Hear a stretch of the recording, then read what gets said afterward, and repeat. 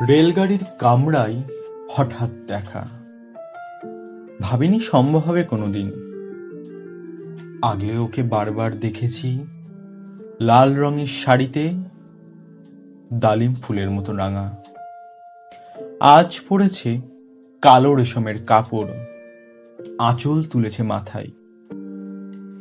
দোলন চাপার মতো চিকন গৌর মুখখানি ঘিরে মনে হলো কালো রঙের একটা গভীর দূরত্ব ঘনিয়ে নিয়েছে নিজের চারিদিকে। যে দূরত্ব সর্ষে ক্ষেতের শেষ সীমানায় শালবনের নীলাঞ্জনে। থমকে গেল আমার সমস্ত মনটা। চেনা লোককে দেখলেন অচেনার গাম্ভীর্যে। হঠাৎ খবরের কাগজ ফেলে দিয়ে আমাকে করলো নমস্কার। সমাজবিধির পথ গেল খুলে। আলাপ করলেন শুরু। কেমন আছো, কেমন চলছে সংসার ইত্যাদি। সে রইল জানালার বাইরের দিকে চেয়ে, যেন কাছের দিনের ছোঁয়াচ পার হওয়া চাহনিতে দিলে অত্যন্ত ছোট দু একটা জবাব, কোনোটা বা দিলেই না। বুঝিয়ে দিলে হাতের অস্থিরতায় কেন এসব কথা, এর চেয়ে ভালো চুপ করে থাকা, অনেক ভালো চুপ করে থাকা। আমি ছিলাম অন্য বেঞ্চিতে ওর সাথীদের সঙ্গে। একসময় আঙুল নেড়ে জানালে কাছে আসতে। মনে হলো কম সাহস নয়। বসলুম এক বেঞ্চিতে।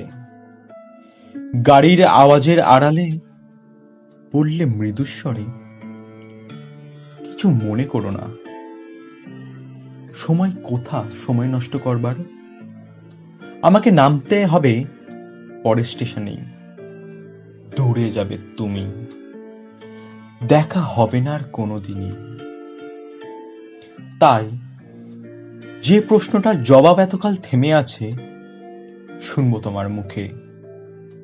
সত্যি করে বলবে তো?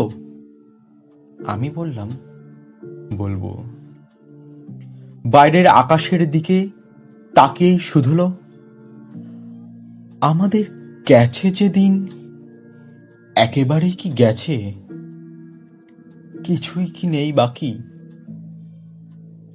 কিছুই কি নেই বাকি? এইটুকু রইলেম চুপ করে। তারপর বললেম, রাতের সব তারাই আছে দিনের আলোর গভীরে। খটকা লাগলো, কি জানি বানিয়ে বললেম নাকি। ও বলল, থাক, যাও ওদিকে। সবাই নেমে গেল পরের স্টেশনে। আমি চললেম একা।